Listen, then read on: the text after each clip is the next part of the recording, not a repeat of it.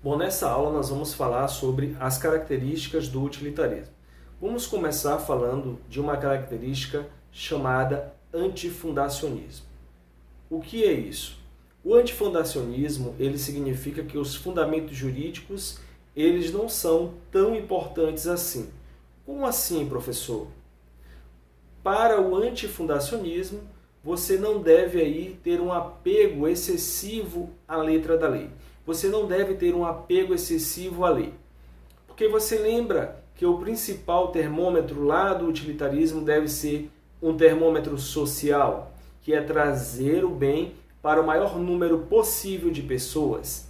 E o que acontece? Se a lei ela não está trazendo isso, ela não deve ser tão importante assim. Temos a segunda característica chamada convencionalismo. Isso quer dizer o seguinte, que mais importante é você se perguntar a respeito das convenções sociais. Isso quer dizer o quê? Que as convenções sociais, para o utilitarismo clássicos, elas são importantes. E isso é nada mais do que aquilo que as pessoas esperam. Se o que as pessoas esperam for alcançado, então terá aí felicidade para a sociedade. Agora vamos falar do consequencialismo.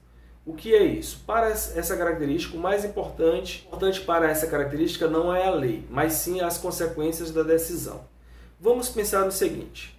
Temos aí no ordenamento jurídico uma legislação que está sendo questionada judicialmente. Então, você, na qualidade de advogado, você vai peticionar ao Poder Judiciário, você vai peticionar ao juiz e você vai argumentar o seguinte, que essa legislação ela é uma legislação antiga, que ela é uma legislação complicada, que ela é uma legislação que já está defasada, que se o magistrado aplicar essa legislação vai estar trazendo aí um prejuízo possivelmente para o teu cliente, para a sociedade em geral, que é uma lei desatualizada, que isso vai prejudicar as pessoas, etc.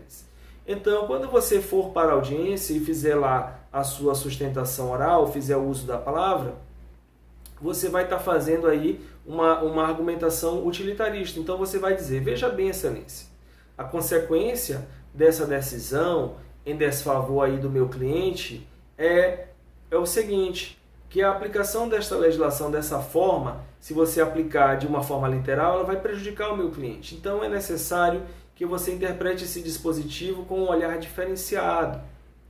E aí você vai estar convencendo o juiz, você vai estar convencendo o magistrado de uma forma utilitarista. Então você começa a analisar aí as decisões judiciais pensando em quais consequências elas podem trazer, quais fundamentos jurídicos, você vai utilizar.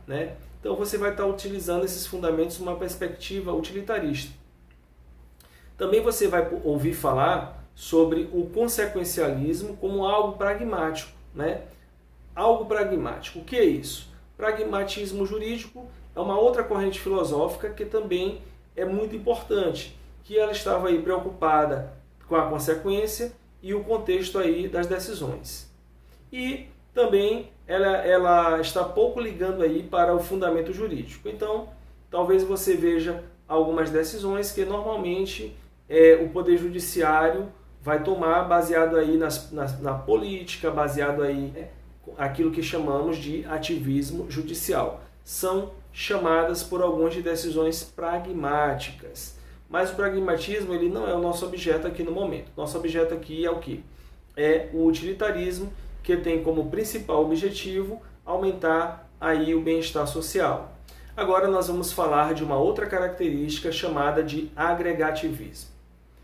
Se tem alguma palavra-chave que você deve memorizar sobre o utilitarismo, é essa palavra chamada maximização. Maximização do bem-estar, maximização da felicidade, maximização do prazer. Então, quando falamos do utilitarismo, você precisa gravar fugir da dor e buscar o prazer. Fugir da dor e buscar o prazer. O princípio da utilidade não é de fazer decisões para agradar o maior número de pessoas, trazer o bem-estar para o maior número possível de pessoas e evitar o sofrimento também para o maior número de pessoas, maximização do bem-estar, preocupação aí com os fundamentos jurídicos, mais ou menos. Preocupação com as consequências da decisão? Sim. Preocupação com as consequências da decisão, sim. Preocupação com o maior número de pessoas, sim.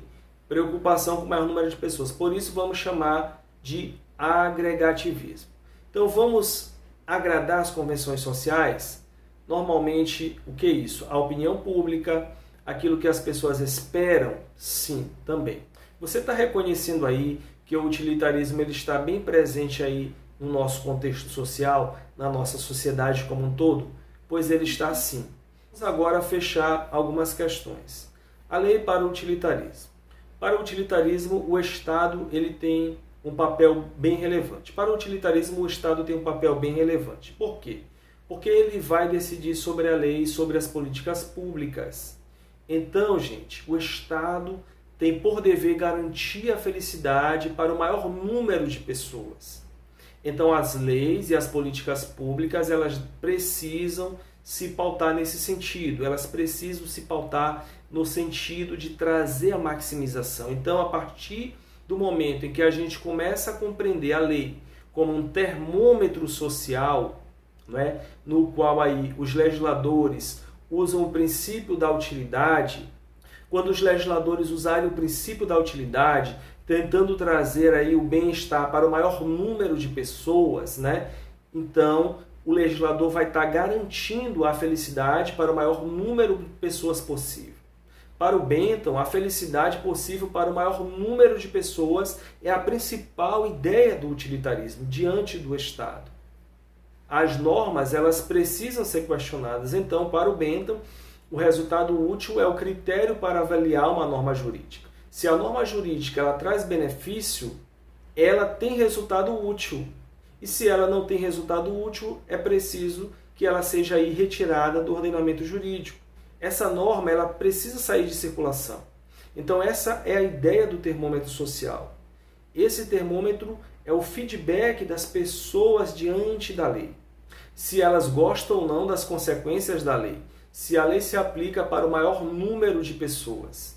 Se a lei se aplica para o maior número de pessoas, então ela é uma lei relevante. Em resumo, o principal ponto do utilitarismo é maximizar o bem-estar da coletividade. Buscar o prazer para o maior número de pessoas e fugir da dor. O Estado tem um papel importante nisso, na hora de fazer a lei, na hora de produzir a legislação. E quando se desenvolve as políticas públicas, então agregar aí o maior número de pessoas tem que ser uma função primordial do Estado. Agora eu te pergunto, você está percebendo alguma questão meio estranha no utilitarismo? Atualmente aí se estuda muito o direito das minorias, não é verdade? E quem são as minorias? Geralmente são aquelas pessoas que perante a sociedade elas possuem uma vulnerabilidade. E essa vulnerabilidade, ela pode ser aí uma vulnerabilidade econômica, ela pode ser em razão do acesso à educação ou de alguém sofrendo aí violência doméstica. O racismo ou as pessoas com deficiência, enfim, são pessoas que durante um certo período da história tiveram seus direitos tolhidos. Ou seja, elas não tiveram as mesmas oportunidades aí dentro da sociedade. E a partir do momento que você pega essa visão utilitarista de maximizar a felicidade da maioria, começam aí a surgir questões. E a minoria? Como é que esse pessoal fica? Vamos imaginar a seguinte hipótese, uma sociedade em que a maioria não gosta de americanos, por exemplo. E alguns tomam aí a decisão de expulsar todos os americanos desse estado e de repente surge uma lei que manda expulsar os americanos. Você percebe que é bem difícil falar de justiça quando tenta se fazer a alegria do maior número de pessoas? Porque de certo modo sempre haverá um grupo menor que sairá prejudicado. E será que existe justiça quando uma minoria sai prejudicada? Você lembra que o nosso conceito clássico de justiça estava pautado aí na ideia de proporcionalidade e razoabilidade? Então, pessoal, o utilitarismo ele tem o seu mérito e ele é muito interessante. Ele influenciou muito a economia, o direito, a psicologia, mas ele também tem suas falhas. E essas falhas serão analisadas pelo filósofo inglês o John Rawls. Então, ficamos por aqui. Até a nossa próxima aula e vamos para frente.